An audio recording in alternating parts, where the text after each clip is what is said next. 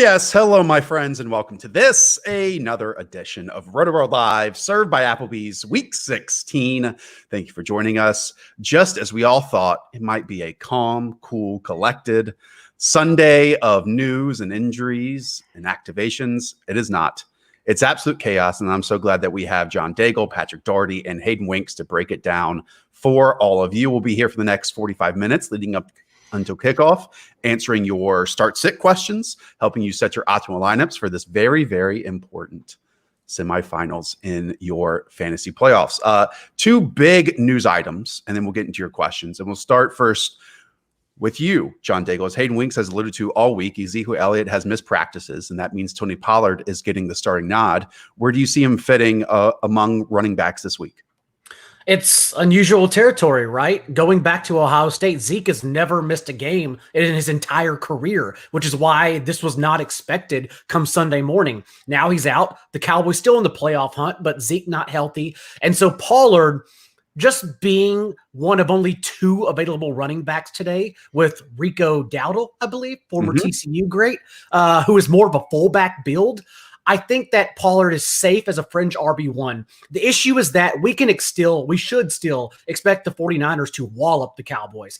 Their team total, the Cowboys, continues decreasing, whereas the Niners continue on the rise as a potential cover favorite from -1 to open the week all the way to -5 this morning. So if you jumped on it early, congrats. I just don't think it's still a great environment for Pollard, but in season-long leagues, you're taking the touches and hoping for an explosive touchdown along the way. Pat, I know you're still grinding away in your rankings as we speak. You still have an hour until kickoff. Where do you slot him right now? I've got him like RB 18, 19. I had him in RB 18 and I have him in RB 20. I think John said, no touch competition whatsoever now. And he's the guy who's had more juice all year than Zeke. And you can kind of put in there and hope the touches provide a floor. And then, he's got that big play upside, that big play juice. And maybe he will provide some, maybe he will provide some ceiling for the fantasy semifinals. So a mid-range RB2 that just kind of gives you a little bit of floor and hopefully a shot at ceiling. All right, one more, and we have so many questions to get to. Continue to put them in the chat, and our friends on the production side will feed them over to us. Hayden, we also have major issues at skill position talents around Tua Tagovailoa this Sunday. Anyone you're leaning towards starting in that environment, because the volume could be high because the target opportunity could be very narrow. Yeah, so without Devontae Parker and Mike Gesicki, that's like 40 to 50% of their target share. So the guy I'm definitely going to turn to is Lynn Bowden, and he even has running back eligibility on Yahoo and maybe another one of the main sites. So that really helps him. I think that he's an awesome running back play. He's probably going to see at least 15 touches, somewhere around there. They're probably going to scheme him up in the backfield. They've got a lot of things out because it's Salvon Ahmed at running back, and he hasn't been very good. So I think that he's going to get running back touches. I think he's going to be used in the screen game. He's one of the better players. What do you think, Rotopat? I'm going to ask you guys a question. No, sorry, all very good points. In my 2 QB home league, should I start Matthew Stafford or Tua Tagovailoa? You can't jump into the front of the line here, Pat. Stafford. Also, you can't possibly start Tua over Stafford. You can't. I didn't think so. It's just more importantly, to put the people at the forefront of this show, remember, Lynn Bowden also running back eligible on Yahoo and ESPN. I did my rankings on Wednesday night, assuming Parker and Gesicki would be out. Of course, that changed for 48 hours, but then again, it didn't matter right now. And so I will say that I had Bowden as a top 22 running back, so around 22 to 24 range, and then Bowden as a wide receiver 30 to 33. All right, let's get into it. We'll start off. There's a lot of Clyde Edwards-Helaire questions, Pat, and we know you love those. So let's start with Jason Patrickson. CEH or Jeff Wilson in full point PPR? It was going to be Jeff Wilson's season, wasn't it? Until Mostert kind of undead zombied, which used to be Matt Breida's thing in San Francisco. Now it's kind of Mostert's thing, even though he misses more time. I guess I'm going to go a horrible matchup for CEH, at least in terms of the run defense, not in terms of the game environment. Jeff Wilson has just became too volatile when Mostert came back. I don't have him a ton behind CEH, but I will bet on CEH in the Superdome and just hopefully a game with a lot of points. Yeah, 53.5 total versus the 49ers Dallas Cowboys game, which is a 45 total, and both teams are favorites here. And we saw CEH get home in the receiving game last week, I think 5 for 56 or something like that. So to me that makes a lot of sense. All right. Why don't we stick with that same line here? Hayden Winks, Jeff Wilson, CEH, or Sony Michel. Does that change anything for you? In standards, closer. I still go CEH. I mean, his touch share his snap share went way up. And I'm kind of getting like these Damian Williams vibes from last year where they weren't really committing to one back. And then like all of a sudden they do. And we've seen Le'Veon Bell play, and that's enough of that. So I think that the Chiefs are going to try to get CEH going. At least he's going to be on the field, and you're getting the best scoring environment. The Patriots-Dolphins game is going to be pretty bad. That's a slugfest. I don't want to be playing Sony Michel if I can. And Jeff Wilson is splitting time with Raheem Mostert and an offense that's okay, but like not an elite one. So I would go CEH. Let's close out the CEH segment here, Daigle, with the three names we've already talked about most. Bench one. All right. So bench one of these names: CEH, Tony Pollard, or Lynn Bowden in full point PPR for 3-scape 21. I would still bench Bowden in this situation, taking Pollard's touches. I think he will get a few dump-off passes at the end of the game in garbage time, what I'm assuming is going to be garbage time. And CEH, again, like Hayden said, season high in snap rate last week, 21 of 25 running back touches. Le'Veon Bell is not a factor, and it's the game environment we all love the most indoors with Brees and Patrick Mahomes all at full health around them. So, yeah, I mean, I just want pieces of that game. All right, let's hit on some big names, Pat. Southern Westy on Twitch. I'm second guessing my lineup. We all do that. Pick two in standard. Guilty. A.J. Brown, Allen Robinson, James Robinson, and Tony Pollard. Pat, maybe just pick one of these that you're willing, that you're going to start. Let's think of it positively, that you're confident in starting. I mean, I would rather not play fantasy than go into the fantasy semifinals with A.J. Brown on my bench. So A.J. Brown is in there for sure. Okay. Hayden, pick the other one. I'm gonna go Allen Robinson. Is that a bold take over James Robinson? James Robinson was losing a couple snaps late last week, and I mean it's a really tough matchup. I would get it if James Robinson got you there, but I think Allen Robinson is one of the best players at wide receiver, just period. Love it, absolutely love it. All right, let's go to a quarterback question, John Daigle. Up to you. From M. Bryan 719, who tends to join us each and every week. We appreciate that. Kyler Murray or Ryan Tannehill? We've talked about Tannehill being a 9-point home favorite here with a total of 53.5. Can't get much better than that. But you also have the Arizona Cardinals. They are 6.5-point favorites at home with a total of 49.5. Daigle, which side are you leaning here? It's still Kyler for me. The rushing floor seems to be back after last week's performance. His second highest rate of carries, 13 last week, which was not so coincidentally the 1 week in his past 4 games. He was not on the injury report altogether. And again, this week, not on the injury report at all. The over and the game environment is getting steamed up because the Eagles are completely banged up in their secondary. Even without Chase Edmonds, Kenyan Drake can still run wild on this defense. So again, like the Saints and Chiefs, I think you want pieces of these offenses. And the good news for Arizona is that you know what's going to happen. It's going to be lots of passes on the left side of the field to DeAndre Hopkins, a couple carries inside the 10 for Murray and Edmonds, and then it's only Hurts and Sanders that matter. Interesting. All right, Tannehill?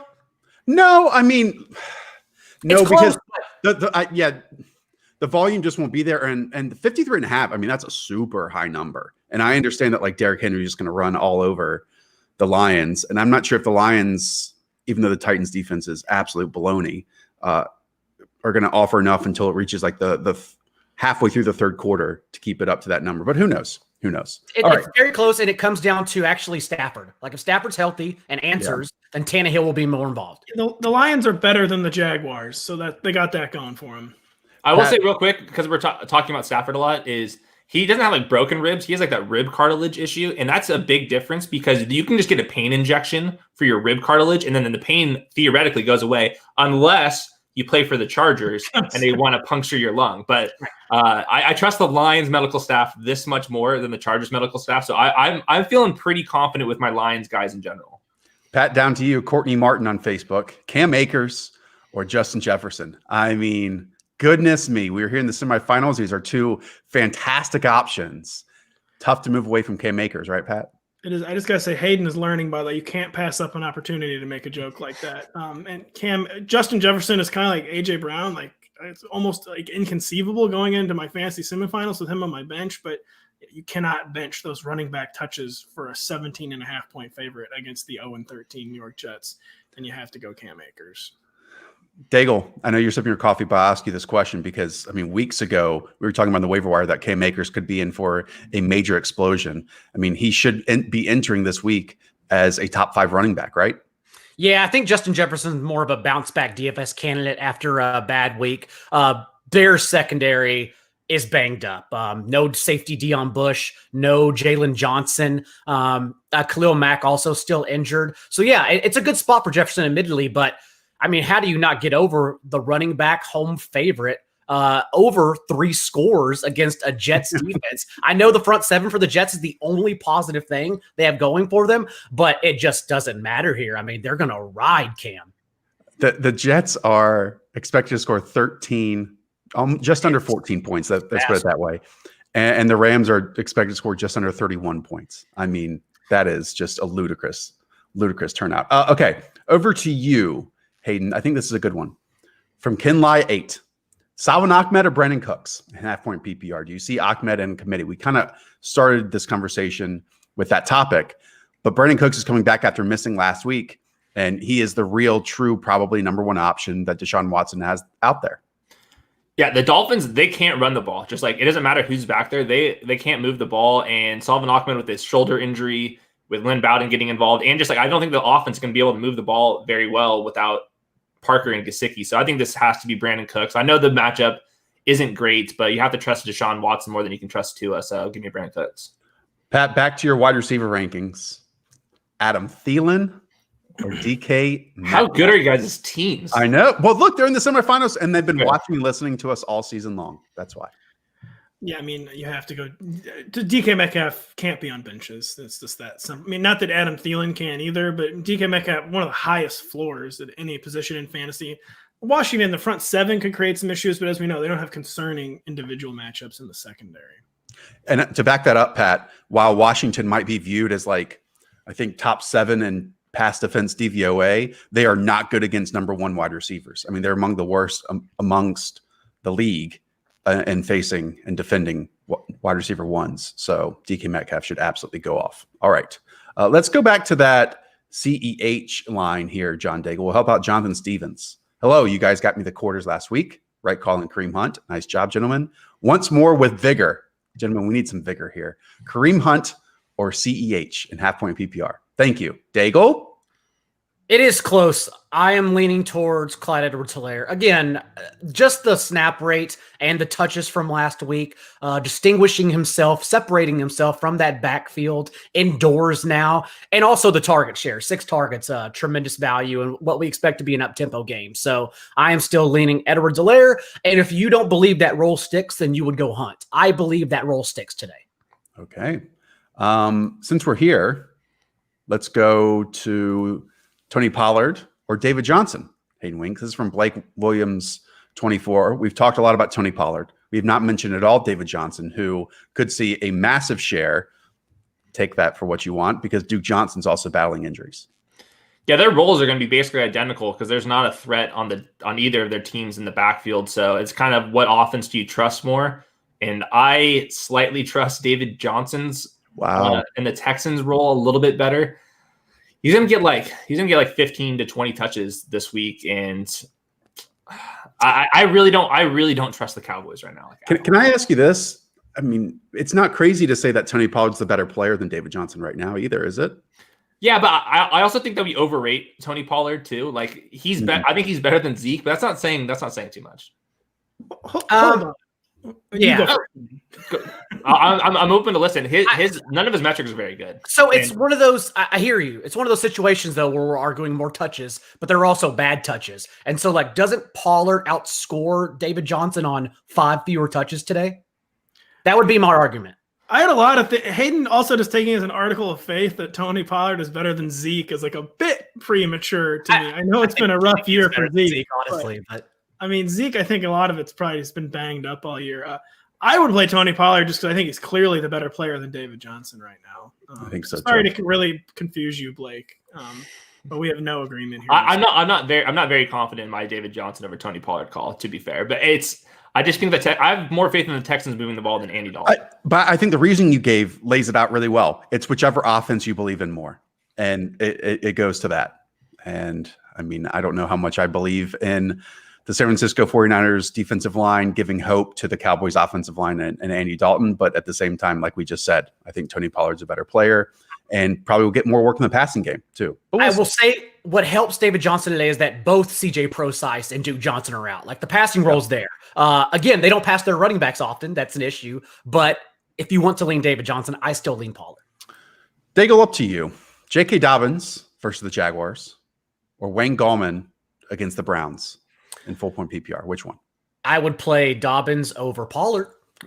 With Mark Ingram healthy scratch, like this is a two-man committee now. There's no touches going anywhere else but Dobbins and Edwards, both who have looked immaculate.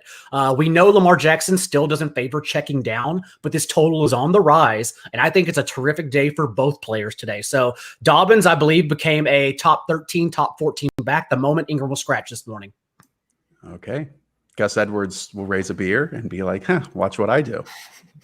I love Gus Edwards too. Yeah, I know. I'm just Sure you do. trying to give you a hard time. CAR-T 89. Morning, gang. Too many good choices here, Pat. Sit one between Justin Jefferson, Calvin Ridley, DeAndre Swift, and Chris Carson. Which player do you believe in least of this? Man, I love DeAndre Swift, but he's got by far the least certain workload. Even though he came out of last week without setbacks, looking healthy, probably ready for a much bigger workload today against a very bad Titans defense. But I mean, we're certain about the way Jefferson and Ridley and Carson will be used.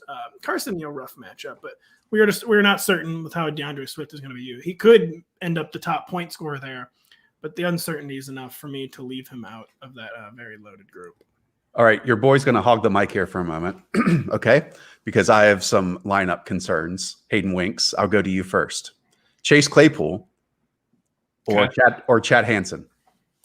Whoa. Chase Claypool. I mean, he's got Chad Hansen has like a very low floor as well, like especially in this matchup. And I mean, you don't want to not play Chase Claypool for Chad Hansen, who they just signed. All right, Daigle, Tony Pollard or Leonard Fournette? Oh, that's the line there.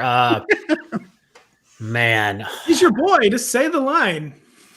I think I'm leaning Pollard right now. I actually think it's Fournette. It's so close. No. It's so close. I mean, just Tony Pollard doesn't have 2 touchdowns in his bag of tricks. Like we've already seen Fournette go over 100 with 2 touchdowns once this year. Why couldn't it happen again without Ronald Jones? Yeah, but Tony Pollard can find the hole, and Leonard Fournette is just awful at football. The team totals is like what? Like it's like a 10-point difference. Oh, I hate this. I quit.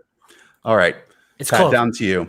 Antonio Brown, Chase Claypool, Emmanuel Sanders. How much of a bump should we give, and Jeff Sewell wants to know this, to Emmanuel Sanders with Michael Thomas missing and Drew Brees returning? I mean, fairly sizable. He's a real deal wide receiver 3 at this point. It was kind of, he does have some random ceiling games. I was going to say he doesn't really have any ceiling. He does actually have ceiling.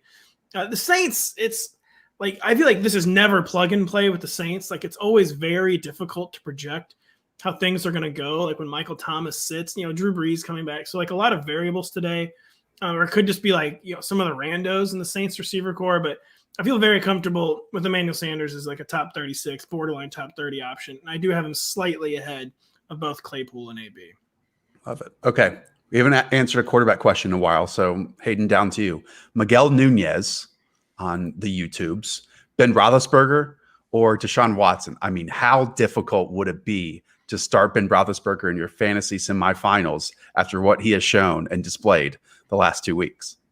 Yeah, but then you realize he's playing the Bengals and right. Deshaun's playing the Colts. Right. I'll have some faith in Deshaun Watson. I mean, the matchup isn't ideal, but at least he gets Brandon Cooks back, and I think that's the missing element here. I mean, I just trust Deshaun Watson to make things happen way more than Big Ben. And we've seen Kiki Cutie have some of his best days as a professional, well, maybe his only days as a professional against the Indianapolis Colts. And we've seen Chad Hansen take on, and he's not Will Fuller, but that same role. It's kind of lining up here for maybe a hero moment for Deshaun Watson. Watson has at least 6 carries in 7 straight games. Love it. Absolutely love it. All right. Here's another one. Daigle, Roethlisberger, again against the Cincinnati Bengals. Jalen Hurts, who we talked about in the waiver show a lot this week, or Ryan Tannehill from E. Jones Bones, who has joined us often this season. In order, Tannehill for this Titans offense. I think it helps everyone that Stafford's available today, because that also presumably gets Swift and Marvin Jones involved in a more competitive game. So that heightens the floor of everyone involved in this total, which is continuing to rise. Titans with the highest implied team total in the entire slate. So someone's getting there. It doesn't have to be Henry, although it probably will be. It can be Tannehill with all these pieces in a competitive game. So Tannehill and then Hurts and then Roethlisberger. You're taking the rushing floor over Roethlisberger for Hurts. Pat, our Twitter friend Amar Desai basically wants you to unload your entire quarterback rankings on this show. Pick one between Baker Mayfield, Drew Brees, Tom Brady, and Big Ben. The 4 Bs, as some might call them. Man, I mean, to me, this comes down to Brees and Brady, right? Even without Michael Thomas, I honestly would rather bet on Drew Brees than Tom Brady. I've just seen too many stink bombs from Tom Brady this year. And sometimes those have coincided with nice fantasy days. But I am going to go Drew Brees, just completing 70% of his passes in a game with like a 53.5 over-under at home in the Superdome. It hasn't really mattered. I mean, with or without Michael Thomas this year, he was getting like 280 yards and 2 scores every week. And I have more faith in Drew Brees hitting his floor. Tom Brady, I think, probably has the higher ceiling still, but I've just seen too much volatility from Tom Brady this season.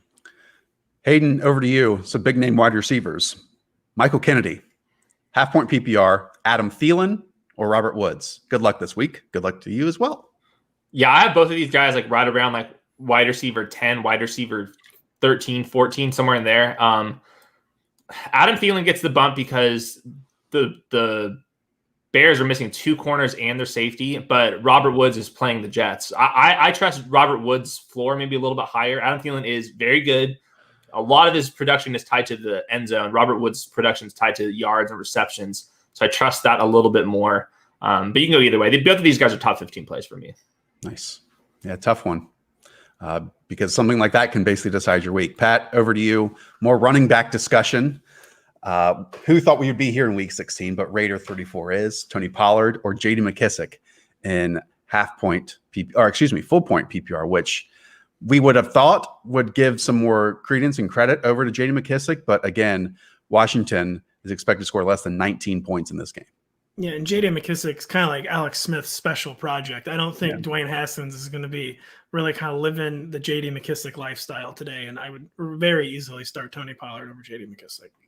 Yeah, I don't think with Dwayne Haskins going into next year with an uncertain future, he wants to rely on throwing 12 checkdowns to J.D. McKissick in one of his possibly final starts in Washington uniform. Dwayne, if you want to put on a show today, I mean, 20 targets for Terry McLaurin, I feel like would be good for real. you, would be good for everybody.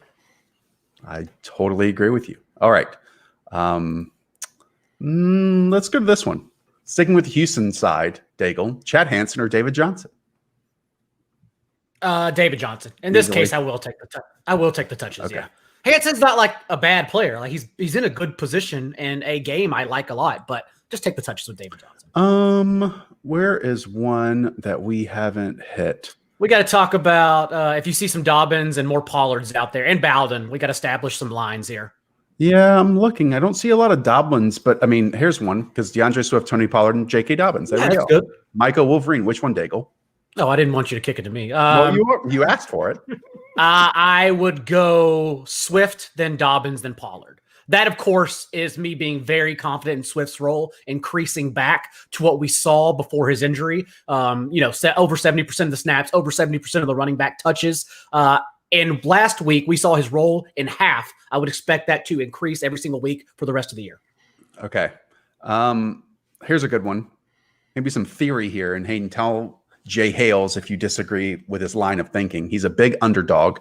Who has the biggest upside? Jared Goff, Ryan Tannehill, Tom Brady, or Jalen Hurts? I mean, I think in theory it would be Jalen Hurts, but how often does he reach that ceiling? I'm a little more skeptical. I think it's Tom Brady. And the reason why I think that is the Falcons are a pass funnel. And with Fournette being active over Ronald Jones, I think that enhances the Bucs' likelihood of passing the ball even more on first downs and second downs. And Tom Brady's over-under prop for yardage, like 320. That's like the second highest this week. And I totally buy it. Like they need to win. They're still trying to figure out their offense. I think they're going to go back there and sling the ball all over the place. And I don't think the Falcons have anyone to cover these guys. So I like Tom Brady, actually. Let's break this down because, I think it's Tom Brady and to me versus Jared Goff because the Rams are expected to score basically 31 points in this game. And, Tom Brady is going to hand it off to a running back who is bad at football. Meanwhile, the Rams can just run it straight through the Jets with Cam Akers, who's proven to be good with football. So if one team is going to rely on the quarterback to hit their total more and probably in the red zone more, I think it'd be Tom Brady more than Jared Goff. But we'll see. Does that line of thinking make sense? I mean, I'm playing Tom Brady, and I'm playing like way more money than I ever play on DraftKings, and I'm picking Tom Brady as my quarterback. So I'm pretty confident. Hayden smashed the piggy bank this morning. Was like, yep, put all those quarters in DraftKings. I'm playing the usual amount, which is a lot, and I have Tannehill, so take that for whatever you want. I'm to brag. And Josh, don't make references. Hayden is a zoomer. He's never seen a coin. He doesn't know what a quarter is. All I know is the Bitcoins. I don't know quarters. Get out of here. Also, I'm homeless. It's not bragging. The money's not going to RIT. The money's not going to RIT now, so whatever. Pat, over to you. Mike Evans or Amari Cooper in full point PPR from Eagle Bones? God help me, but I'm going to go Amari Cooper. I mean, if you want the touchdown, obviously Mike Evans is still like the goal line back for the Bucs, but Amari Cooper, like every week, is like 5 catches, 48 yards. I feel like that's like Mike Evans is like compiling ceiling. It's like 5 catches for 48 yards at this point, where I still think Amari has a little ceiling. It's very close, but I just think Amari has been surprisingly bankable with Andy Dalton. And I still play Amari over Evans. Yeah, what the hell's going on with the Bucs receiver? I mean, really, honestly, like the Bucs receiver, and even like Gronk. I mean, it's just still way too. I feel like I don't have a real idea of what the Bucs target delineation is still, and it's week 15. When I looked at like my fantasy usage model, Mike Evans, their target shares are very similar, but Mike Evans' touches are so much more valuable because they're down the field, they're over the middle, they're in the red zone. So even if you're looking at expected fantasy points, Mike Evans is like at 16.5 since AB's been there. Godwin and AB are like more like closer to like 10 or 11. So I think there is a pretty big gap between them just because of the red zone usage. So I know you don't like betting on red zone touches and stuff, but I think Mike Evans is like that freaking dude. And I think that's kind of stable. He was that dude before Tom Brady. Now he's basically Gronk, like with a lower ceiling from the Patriots days. Pat, Hayden's piggy bank is betting on it. So we need Mike Evans to come through. This is a Tom Brady stacking up with Mike Evans account over here for today. Daigle, up to you. Tony Pollard or T.Y. Hilton in standard? Oh, that's good. Is it crazy that I'm going Hilton? Yes, but that's just me. You think so? I mean, Hilton has the higher odds of touchdown, right?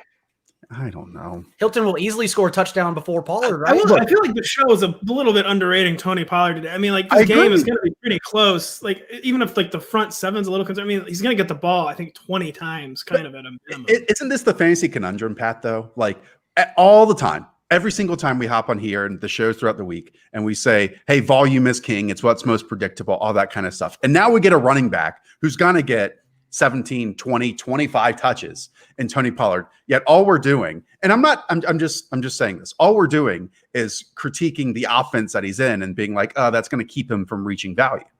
Listen, I know that Chase Edmonds' 28 touches for 75 yards or whatever from that 1 week is never going to dislodge itself from the national psyche, but plug and play does exist still. And Tony Pollard is a plug and play. I just think there's a difference, and the three things we've learned this year are there's a difference between quarterbacks with the rushing upside and these late round quarterbacks that we can't even draft starting next year because they don't matter anymore, like Rivers, Kirk Cousins, because they can't get into the top 10 at their position because they don't run the ball. Bad touches are still bad touches, so I'm done with volume is king. And then prayer yards and air yards, there's a big difference there. So I think T.Y. Hilton's has more touchdown equity and a better game script, and that's why I'm going to play him. But I don't think it's egregious. Like Pollard, that's cool. Fine. It's close. I like it. Hayden, down to you from Mar Desai. Need to make up for the Devontae Adams near goose egg on Saturday night. Terry McLaurin or Jarvis Landry? This is tough. I have both in the top 20. I think that McLaurin might have the better ceiling because I think he probably projects for a couple more targets, but the Giants are missing Bradbury and their slot corner, Darnay Holmes, and Jarvis Landry's been balling in the games that don't have 45-mile-an-hour winds. So I can see it either way. I'll go Terry McLaurin, who I think is just a little bit better to the player, but I think Jarvis Landry is like a high upside wide receiver 2 play this week still. Daigle, Miles Sanders, J.K. Dobbins, or Deontay Johnson? This is a really tough one from Dahl 2018. I'm guessing he can only start one. It's either Sanders or Dobbins. I think it's Sanders. Again, if you don't think the roll sticks, go Dobbins over Sanders. But I think the role from last week where Boston Scott and Corey Clement weren't, and Jordan Howard didn't get a touch. They weren't even factors behind Sanders with Jalen Hurts under center. It's a great matchup for all the Eagles involved. And again, we know it's pretty much going to be Hurts and Sanders. Can we outline it a little bit more? Because that's a major shift in our mindset of Miles Sanders versus previous weeks. And one, he played like 81%, if not more, of the snaps. Just the dynamic addition of Jalen Hurts opens up running lanes. And we saw that with that long run last week for Miles Sanders. That naturally is going to happen. And he did it last week against a Saints defense that hadn't allowed a 100-yard rusher in years. And then the 10 years, Pat? 55 games. 55 games. I was like 10 years. That Miles Sanders and Jalen Hurts both got there, and now they're facing the Arizona Cardinals, who we keep talking about have overperformed tremendously this season defensively, but I still wouldn't put them in the same ballpark as the Saints. So, and it's a different factor with Hurts under center, right? Like Wentz, like I'm so tired of the film on Wentz and all the articles. Like he's a backup. Stop talking about him. Get him out of here. It's Hurts time now. Pat, I was going to say the Miles Sanders touchdown last week was on a read option, like speaking directly to your point. Jalen Hurts is opening. And most importantly, the backups just were not involved either. So his touches were still under 20, but like Jordan Howard, Boston Scott didn't handle the ball. So, yeah, it's back aboard the ship for Miles Sanders. Pat, honestly, I'm not nominating this question because I truly thought it came from my friend Greg Gabriel. Which would just be a tremendous twist in 2020 for him to be a viewer of this program. I have some glowing DMs from him. Let's put it that way. He's here for the good bad tour. Raheem Mostert, Lynn Bowden, or Salvon Ahmed, Pat, in full point PPR. Oh, man. I think my connection's cutting out. Man. I'll say Lynn Bowden. Today's developments, I'm going to go Lynn Bowden. I mean, what's the over-under for Lynn Bowden targets? Is it 9.5? Like, I feel like it's like very, very high. And, aren't we? Okay. We hypothesized that maybe we're underrating Tony Pollard. Could we be overrating a talent like Lynn Bowden, who we know nothing about, who was traded away from the team that drafted him for like a fourth rounder mere months after he was John Gruden's never made a bad trade in his life. I mean, Lynn Bowden he's just like almost like sub Taysom Hill right now. He's going to do like a little bit of everything for the Dolphins today. And we already saw the plug and play desperation last week. I mean, of course, Patriots are going to be a challenge of a different magnitude, but I mean, they have no one. It's either Lynn Bowden or Mac Hollins or like Durham Smythe. I mean, this is like a very serious situation. Because I asked that question, Hayden, because to me, Raheem Mostert is a supremely talented player going up against a Dallas Cowboys defense that we've laughed at all season long, that Kyle Shanahan puts linebackers into blenders. And we're going to see Jalen Smith run this way, LVE run this direction, all the defensive backs part like Leeds defense this morning. Like, why isn't Raheem Mostert a better play this week? Because Raheem Mostert's not that healthy. I looked at his elusiveness rating. He's like 64th out of 65 running backs this year. So he's still really elite speed. He can get there on big plays. But I get why they're mixing in Jeff Wilson, because Raheem Mostert's not fully healthy right now. And I think going back to Lynn Bowden versus Pollard has to deal with Amari Cooper, CeeDee Lamb, Michael Gallup as well. Like Lynn Bowden's dealing with guys that we don't even know. Like Mac Hollins, like Salvon Ahmed, we didn't know who these guys existed before the season. So I think that the Lynn Bowden has less competition for the touches over Pollard. Let's set that Lynn Bowden line, John Daigle. Chris Godwin or Lynn Bowden in standard?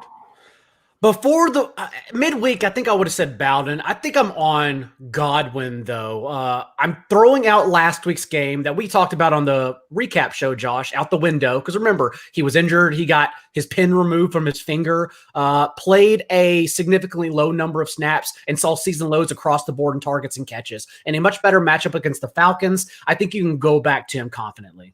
Yeah, and by the way, everyone out there, go and subscribe to the Rotoworld Football podcast. We have a game-by-game recap show coming out on Monday morning ahead of your fantasy football championships. Let me hit the play button. Boom. There we go. It looks like this. Go and find that in whatever podcast platform you use.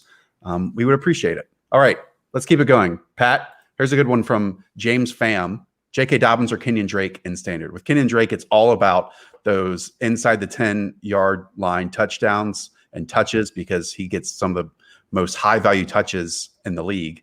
But I just believe in J.K. Dobbins, the player, more. Well, I know John has canceled volume on this, but I mean, Chase Evans banged up too. I mean, we could be talking like a 30-touch Kenyan Drake game, and he's like, you don't have to like it, but this is what peak fantasy performance looks like, kind of meme for Kenyan Drake. And I just with J.K. Dobbins, there's still just enough Gus Edwards touch concern. I only have J.K. Dobbins like 2 or 3 spots behind Kenyan Drake, but I mean, the workload is just massive for Kenyan Drake. Yeah. Here's a good one from a first time from Das Universum. David Montgomery or Terry McLaurin? Pretty easy one, right, Hayden Winks? Why would you ever not want to trust David Montgomery in week 16 why would you ever, or week 15 of the fantasy football semifinals? How long do you got? It's David Montgomery. I mean, he's got the workload, the matchup. He checks all the boxes. And yeah, it's as simple as that. I mean, McLaurin's matchup's so good too. And I usually like going like sometimes I like going the receivers. And in this scenario, they have a little easier path to the upside. But yeah, it's David Montgomery. I'll stick with you, Hayden. DK Metcalf, Nick Chubb, Alvin Kamara, J.K. Dobbins, Brandon Naiyuk. Sit one. Which one do you believe in least of this bunch? Did Hayden freeze? No, I'm debating between Dobbins and Naiyuk. Yeah, I'm checking out. It's Brandon Naiyuk for me. I hate to say it. I mean, we keep talking about how Brandon Naiyuk, based on this upside, based on the production, without Deebo Samuel, that he's basically a top 15 option. Hayden tries to act like a Shanny true believer. He's just not. He's not. Nah, it might be Dobbins. It's close. It's definitely not Kamara, Chubb, or Metcalf. Maybe it's Dobbins. Okay, I'm glad we could talk you out of that one. Dobbins is going to go off today. Daigle, let's get sad. Sony1147. I mean, when you create your username based on Sony Michel's name, which that's his line, right? This is Sony Michel. This is Sony Michel asking this. Yes, this is Sony in the locker room. John Daigle, would you tell Sony Michel to bench himself for James Conner or not? I mean, what are we doing with this? He has frozen. He has legitimately. Oh, everyone has. Am I here? It's just me and you. No, I can hear them. That's just you. Daigle, Go for it, Josh. Yeah, I think I'm here. James Conner he's still questionable, right? We don't even know if he's going to play. Yeah, it seems like he is, but yeah, there is that uncertainty. I mean, just jump off the cliff and go with Sony Michel. Well, let's not give people that advice. Well, there's no Damian Harris. That's what you got going for you. I mean, that game may not reach 14 points. Like, it's going to be bad. Pat, Jonathan, Tyler Lockett, Gene McKissick, Leonard Fournette in half-point PPR. I'm going to go with John's boy today, Fournette. I mean, praise. Hopefully, there's not a LaShawn McCoy season today, but it kind of seems difficult to see. Even though the Falcons are kind of a deceptively tough running back matchup, it's difficult to see Leonard Fournette screwing this up today. I would go Leonard Fournette. We haven't answered a Juju Smith-Schuster question, Hayden Winks. Cooking with Conchita. Should I go Juju, Brandon Cooks, or Kareem Hunt in full-point PPR? Dang. I'm going to go Kareem Hunt. The matchup's pretty good. I think the Browns are just a much better team than the Giants, so I can see that Nick Chubb and Kareem Hunt both getting there once again. I think that people were underselling Kareem Hunt's role with Nick Chubb in the lineup. Like, he still gets some goal line touches. He still gets definitely carries between the 20 and some of the receiving work. So I like Kareem Hunt as RB2. Pat, quarterback question. And again, you can find Pat's rankings up on the site. There's a quarterback column. There's a running back column. There's a wide receiver column. We love it. Jalen Hurts or Drew Brees, Pat? Which one? By the way, I'm feeling haunted by my Drew Brees, Tom Brady answer. If you're still watching, I think it actually probably should be Tom Brady. Okay. Because I never mind. Hurts and Brees back to back. It's kind of weird to me. There might almost be more like both floor plays, but they're two like radically different kinds of floors. I think I'll bet on, like I said, the aforementioned 280 and 2 from Drew Brees, but it's really I would go Drew Brees like 1 or 2 spots ahead of Jalen Hurts. Daigle, this is a good one because it's a player, two kind of unexpectedly we thought could be superstars in week 15. One, I think, is attached to an offense that I believe in Cam Akers, and the other one who has outperformed expectations in David Montgomery. Which side are you leaning here, Daigle? I think I still go David Montgomery, right? Really? I would go Cam Akers. Cameron. Why would you go Montgomery? I mean, at least he's going to catch the ball. Cam Akers not even going to have an opportunity to catch the ball. Yeah, but I don't think they're going to be in a situation where they need Cam Akers to catch the football favored by 17 points in this game. Man, I mean, we're talking what, like the RB 5 and 6 on the week? Yeah. Why are we like we're talking fractions of a point. Yeah, I know, but it's important. I mean, this can win their week. It's almost a 50-50, but I would go Cam Akers. See, most people say this can win their week. I say this can't lose their week. So I just start whichever. I mean, I think it's Montgomery, but what do you want me to like? They're both awesome plays. Like, I don't know. It's all Montgomery to me. Here is that I still wouldn't be shocked to see Mitch Trubisky go off the rails against Mike Zimmer, even a very diminished Mike Zimmer defense. And I just don't see, famous last words, how Cam Akers does not hit today. Yeah. Well, I mean, if we want to simplify it, one team is favored by 17. The other one is 2-point road dogs, or 2.5, I should say, with the Bears. So like, I want the home team that's favored by 17. But maybe that's simplifying it a bit too much. But I think that can be the decider when it is running back 5 and running back 6. So, okay, let's finish up the last 3 minutes with some more of these Tony Pollard questions. Tony Pollard or Kareem Hunt, Pat? Full point PPR. I'm so torn. Did we cover this one already? We did not. I agree with Hayden. I think we've gotten a little too off Kareem Hunt. He's just had like a slightly down stretch. But I mean, this is still like the true 2-back attack. It's a weird matchup. The Giants are like in a weird place for the Browns as an opponent, but I actually probably do trust Kareem Hunt like 1 or 2 spots more than I do Tony Pollard. Hayden, Sugar Daddy, Justin Jefferson or Tony Pollard? Justin Jefferson. Yeah. I can't do with Tony Pollard. I'm sorry. Oh, at all? Even though he's like a low end RB2, like on the RB2-3 border. Wow. Yeah. I don't know. Interesting. I think he's like Pat got it right. He's the RB 18-19. Like, I'd play him over Bowden. I think it's very close with Mostert because both Mostert and Wilson go nuts today. What about this one? Oh, James Robinson. Not close. Not even close. J-Rob. James Robinson's still top 10. Like, who cares about last week? He's still top. Like, he had 1 week and 13 games of being amazing. Like, who cares about the 1 game? All right. Let's not do that one. Get rid of that name that's on the screen. Let's clean that up. This is a family show. Yeah, but keep Sugar Daddy on there, of course. Well, look, one was a bit more clear than the other one. Okay. That guy just really might like his sweets. Okay? And he has a family of 3. Who knows? Bocephus, pick 2, Pat. Pollard, James Conner, Wayne Gallman, or Chase Claypool?